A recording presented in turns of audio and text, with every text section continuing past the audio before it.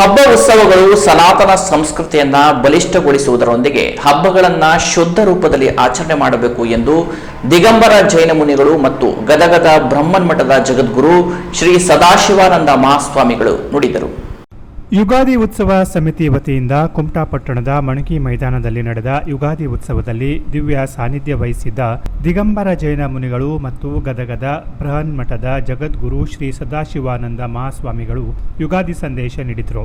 ಯಾವ ಕುಟುಂಬದಲ್ಲಿ ಸ್ನೇಹ, ವಿಶ್ವಾಸ, ಪ್ರೀತಿ ಇರುತ್ತದೋ ಆ ಮನೆಯಲ್ಲಿ ಲಕ್ಷ್ಮಿ ನೆಲೆಸಿರುತ್ತಾಳೆ. ಹೆಣ್ಣು ಮಕ್ಕಳು ವಜ್ರ ಇದ್ದಂತೆ ಅವರನ್ನ ಜೋಪಾನ ಮಾಡಬೇಕಾಗುತ್ತದೆ. ಗಂಡು ಮಕ್ಕಳಿಗೆ ಒಳ್ಳೆಯ ಸಂಸ್ಕಾರ ನೀಡುವ ಜೊತೆಗೆ ಹೆಣ್ಣನ್ನು ಗೌರವಿಸುವ ಮತ್ತು ರಕ್ಷಿಸುವ ಮನೋಭಾವ ಚಿಕ್ಕಂದಿನಿಂದಲೇ ಬೆಳೆಸುವ ಜವಾಬ್ದಾರಿ ಪಾಲಕರ ಮೇಲಿದೆ ಎಂದು ನುಡಿದ ದಿಗಂಬರ ಜೈನ ಮುನಿಗಳು, ಸಮಾಜದಲ್ಲಿ ವಿವಿಧ ಧರ್ಮ ಜಾತಿಗಳಿದ್ದರೂ ಒಳ್ಳೆಯತನ, ಮಾನವೀಯ ಮೌಲ್ಯಗಳು ಒಂದೇ ಆಗಿರಬೇಕು. ಹಾಗಿದ್ದರೆ ಮಾತ್ರ ಸಮಾಜದಲ್ಲಿ ಸಾಮರಸ್ಯ ಬೆಸೆಯಲು ಸಾಧ್ಯ ಎಂದರು. ಎಲ್ಲರಿಗೂ ನಾನು ಆಶೀರ್ವಾದ ಕೊಡ್ತೇನೆ. ನಿಮ್ಮ ಜೀವನದಲ್ಲಿ ಮಂಗಲಮಯ ಆಗಲಿ, ನಿಮ್ಮ ಮನೆಯಲ್ಲಿ ಸಂತೋಷ ಆಗಲಿ, ನಿಮ್ಮ ಮನೆಯೊಳಗಡೆ ಪ್ರೇಮ, ಪ್ರೀತಿ, ಪ್ರೇಮ, ವಾತ್ಸಲ್ಯ ಸದೇ ಸದೇ ನಿಮ್ಮ ಮನೆಯಲ್ಲಿ ಬರಲಿ ಎಂದು ನಾ ಪರಮಾತ್ಮಗೆ ಪ್ರಾರ್ಥನೆ ಮಾಡ್ತೇನೆ. ನಿಮ್ಮ ಜೀವನದಲ್ಲಿ ಯಾವುದು ಅಮಂಗಲ ಆಗಬಾರದು, ಮಂಗಲಮಯ ಆಗಲಿ ಅಂತ ಆ ಭಗವಂತನಿಗೆ ಪ್ರಾರ್ಥನೆ ಮಾಡ್ತಾ ನಾನು ನಿಮಗೆ ಆಶೀರ್ವಾದ, ಎಲ್ಲ ಇಲ್ಲಿ ಕಾರ್ಯಕರ್ತೆಗೆ, ಇಲ್ಲಿರುವಂಥ ಎಲ್ಲ ಸಮಾಜಕ್ಕೆ, ಇಲ್ಲೆಲ್ಲ ಇರುವಂಥ ಎಲ್ಲ ಕಾರ್ಯ ಅಧ್ಯಕ್ಷರಿರ್ಬೋದು, ಉಪಾಧ್ಯಕ್ಷರಿರ್ಬೋದು, ಸರ್ವ ಸದಸ್ಯಗಳಿರ್ಬೋದು, ಎಲ್ಲ ಹಳ್ಳಿಯಿಂದ ಬಂದಂಥವ್ರಿಗೆ ಎಲ್ಲರ ನನ್ನ ಆಶೀರ್ವಾದಗಳು. ನಿಮ್ಮ ಜೀವನ ಪಾವನಾಗಲಿ. ಹಾಗೇನೆ ಇಲ್ಲಿ ಬರುವಂಥ ನಾನು ಇರಲಿಲ್ಲ, ಒಂದೆರಡು ದಿನ ಮುಂಚೆ ಬಂದಿದ್ದೆ. ನಾನು ನನ್ನ ಕರೆದ್ರು ನಮ್ಮ ಜೈನ್ ಸಮಾಜದ ಹೇಮಂತ್ ಅವರು ಆಗಿರ್ಬೋದು, ಅವರು ಜೈನದಿಂದ, ಮತ್ತು ಜಿನ್ನವರು ಆಗಿರ್ಬೋದು, ಮತ್ತು ನಮ್ಮ ಇಲ್ಲಿ ಗುರು ಶೆಟ್ರ್ ಅಂತಿದ್ದಾರೆ, ಎಲ್ಲ ಕೂಡ ಸಮಾಜದಿಂದ ಇವರು ಸಮಾಜವನ್ನು ಕರ್ಕೊಂಡ್ಬಂದ್ರು. ಮಹಾರಾಜರಿ ಮಣಿಗಾಡಿ ಬರಬೇಕು, ಇಲ್ಲಿ ಒಬ್ಬರು ಸ್ವಾಮೀಜಿಯವರು ಬರ್ತಾ ಇದ್ದಾರೆ, ಅವರು ನಿಮ್ಮ ಗದಗ ಸೈಡ್ನವರು ಬಂದಿದ್ದಾರೆ, ಅವರು ಬರ್ತಾ ಇದ್ದಾರೆ. ಅವರು ಸ್ವಾಮೀಜರಿ ಕಾರ್ಯಕ್ರಮ ಬಂದು ನಿಮಗೆಲ್ಲ ಆಶೀರ್ವಾದ ಕೊಡಕ್ಕೆ ಬಂದರೆ ಅವರಿಗೂ ಜೋರಾಗಿ ಚಪ್ಪಾಳೆ ತಟ್ಟಿ ಅವರಿಗೂ ಕೂಡ ಸ್ವಾಗತ ಮಾಡಬೇಕು. ಗದಗದ ಬೃಹನ್ಮಠದ ಜಗದ್ಗುರು ಶ್ರೀ ಸದಾಶಿವಾನಂದ ಮಹಾಸ್ವಾಮಿಗಳು ನೀಡಿದ ಆಶೀರ್ವಚನದಲ್ಲಿ ಯುಗಾದಿ ಹಬ್ಬದ ಮಹತ್ವ ಸಾರಿದರು.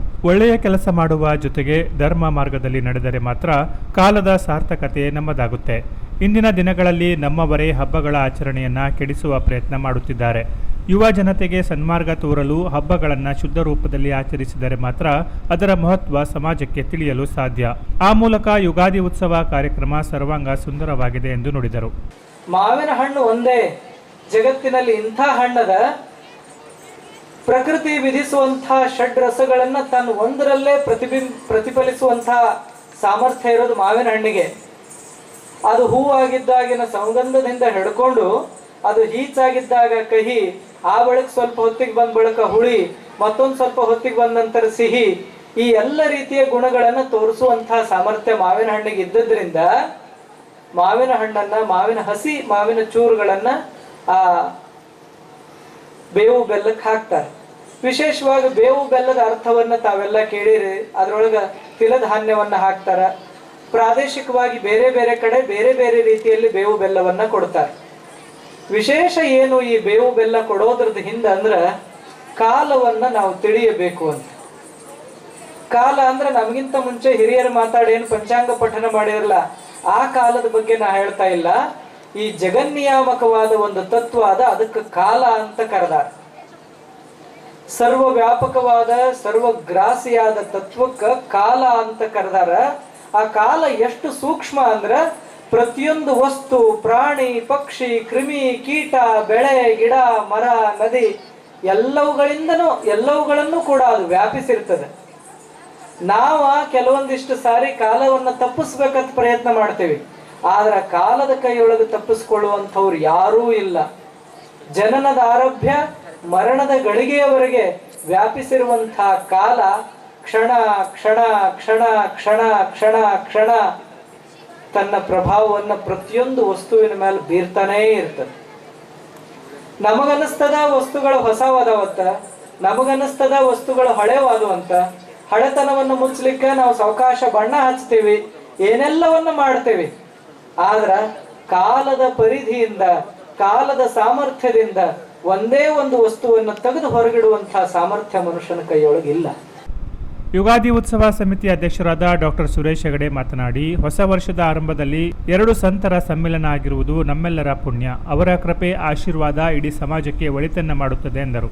ಶ್ರೀ ಗುರುಗಳ ಒಂದು ಆಶೀರ್ವಾದ, ಆ ಮೂಲಕವಾಗಿ ನಾವು ಶಕ್ತಿಯನ್ನ ಸಂಚಯ ಮಾಡಿಕೊಂಡು ನಮ್ಮ ಮನಸ್ಸನ್ನ ಗಟ್ಟಿ ಮಾಡಿಕೊಂಡು ಇಡೀ ವರ್ಷ ನಾನು ಈ ಸಮಾಜಕ್ಕೆ ಒಂದು ದಿಕ್ಕು ದೆಸೆ ಕೊಡುವಂತ ಒಂದು ಕೆಲಸವನ್ನು ಮಾಡ್ತೇನೆ ಹೇಳುವಂತ ಪ್ರತಿಜ್ಞೆ ಮಾಡಲಿಕ್ಕೆ ನಾವು ಇವತ್ತು ಇಲ್ಲಿ ಸಂತರ ಒಂದು ಸಮಾಗಮದಲ್ಲಿ ನಾವು ಇಲ್ಲಿ ಸೇರಿದ್ದೇವೆ.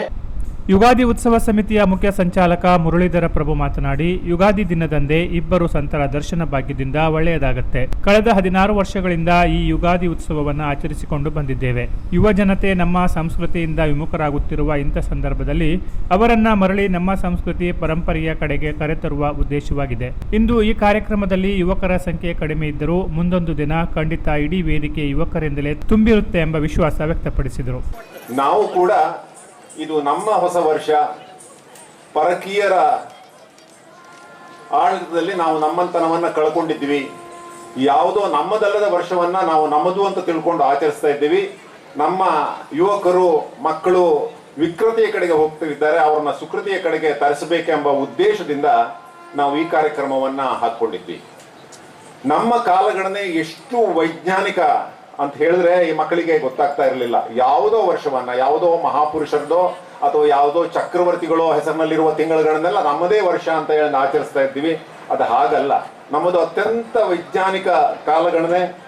ಈ ಸಂದರ್ಭದಲ್ಲಿ ಪ್ರಗತಿಪರ ಕೃಷಿಕ ನಾಗರಾಜ್ ನಾಯ್ಕ್, ಡಾಕ್ಟರ್ ಸಚಿನ್ ಭಟ್, ಮಾಜಿ ಸೈನಿಕ ಪ್ರಕಾಶ್ ಪಟಗಾರ್, ಮಂಜುನಾಥ್ ಆರ್ ನಾಯ್ಕ್, ರಾಜೀವ್ ನಾಯ್ಕ್ ಮತ್ತು ಕಲಾವಿದ ಪವನ್ ರಂಗರಾಜ್ ಪಿಳ್ಳೆ ಅವರಿಗೆ ಯುಗಾದಿ ಸಿಂಚನ ಪ್ರಶಸ್ತಿ ಪ್ರದಾನ ಮಾಡಲಾಯಿತು. ಜಿಲ್ಲಾ ಮಟ್ಟದ ಸಾಂಪ್ರದಾಯಿಕ ಭಜನಾ ಸ್ಪರ್ಧೆಯಲ್ಲಿ ಪ್ರಥಮ ಸ್ಥಾನವನ್ನು ಶ್ರೀ ಮಹಾವಿಷ್ಣು ಭಜನಾ ಮಂಡಳಿ ಬಳ್ಕೂರು, ದ್ವಿತೀಯ ಸ್ಥಾನವನ್ನು ಶ್ರೀ ಜಟಕೇಶ್ವರ ಭಜನಾ ಮಂಡಳಿ ಕಡ್ಲೆ ಹೊನ್ನಾವರ ಮತ್ತು ತೃತೀಯ ಸ್ಥಾನವನ್ನು ಶ್ರೀ ಶಾಂತಿಕಾ ಪರಮೇಶ್ವರಿ ಭಜನಾ ಮಂಡಳಿ ಕುಮಟಾ ಪಡೆಯಿತು. ಶಾಸ್ತ್ರೀಯ ಶೈಲಿಯ ಭಜನಾ ಸ್ಪರ್ಧೆಯಲ್ಲಿ ಶಾಂತಲಾ ಹಾಗೂ ಸಂಗಡಿಗರು, ಸ್ವರಧಾರ ಕುಮಟಾ ಪ್ರಥಮ ಬಹುಮಾನ, ವಸುಧಾ ಶಾಸ್ತ್ರಿ ಮತ್ತು ಸಂಗಡಿಗರು ಕುಮಟಾ ದ್ವಿತೀಯ ಮತ್ತು ತೃತೀಯ ಬಹುಮಾನವನ್ನು ಶ್ರೀ ಗೌರಿ ಮಹಿಳಾ ಸಮಾಜ ಸೇರಿಸಿ ಪಡೆಯಿತು. ಕಾರ್ಯಕ್ರಮದ ಆರಂಭದಲ್ಲಿ ಬಿಎನ್ ನಾಗರಾಜ್ ದಂಪತಿ ಸಭಾ ಪೂಜೆ ನೆರವೇರಿಸಿದರು. ವಿಠಲ್ ಭಟ್ ವೇದಘೋಷ ಮೊಳಗಿಸಿದರು. ಪ್ರಸಿದ್ಧ ಜ್ಯೋತಿಷಿ ಗೋಪಾಲಕೃಷ್ಣ ಹೆಗಡೆ ಅವರು ಪಂಚಾಂಗ ಶ್ರವಣ ಮತ್ತು ಯುಗಾದಿ ಭವಿಷ್ಯ ನುಡಿದರು. ವೇದಿಕೆಯಲ್ಲಿ ಯುಗಾದಿ ಉತ್ಸವ ಸಮಿತಿಯ ಗೌರವಾಧ್ಯಕ್ಷ ಎಸ್.ಜಿ. ನಾಯ್ಕ್, ಖಜಾಂಚಿ ಜಿಎಸ್ ಹೆಗಡೆ, ಪ್ರಮುಖರಾದ ಆನಂದು ವೈ ನಾಯ್ಕ್ ಇದ್ದರು. ಸಭಾ ಕಾರ್ಯಕ್ರಮದ ನಂತರ ವಿದೂಷಿ ನಯನ ಪ್ರಸನ್ನ ಪ್ರಭು ನಿರ್ದೇಶನದಲ್ಲಿ ರೋಟರಿಯ ನಾದಶ್ರೀ ಕಲಾ ಕೇಂದ್ರದ ವಿದ್ಯಾರ್ಥಿಗಳಿಂದ ನೃತ್ಯ ವೈಭವ ಪ್ರದರ್ಶನ ಗಮನ ಸೆಳೆಯಿತು. ಕೊಂಕಣ ಎಜುಕೇಷನ್ ಟ್ರಸ್ಟ್ನ ವಿದ್ಯಾರ್ಥಿಗಳಿಂದ ಸಾಂಸ್ಕೃತಿಕ ಕಾರ್ಯಕ್ರಮ, ವಿದೂಷಿ ಪಲ್ಲವಿ ತಂಡದಿಂದ ಭರತನಾಟ್ಯ ಪ್ರದರ್ಶನ ಮತ್ತು ಸಾಂಸ್ಕೃತಿಕ ಕಾರ್ಯಕ್ರಮ ನೆರೆದ ಪ್ರೇಕ್ಷಕರನ್ನ ರಂಜಿಸಿತು. Canara plus news, Kumta.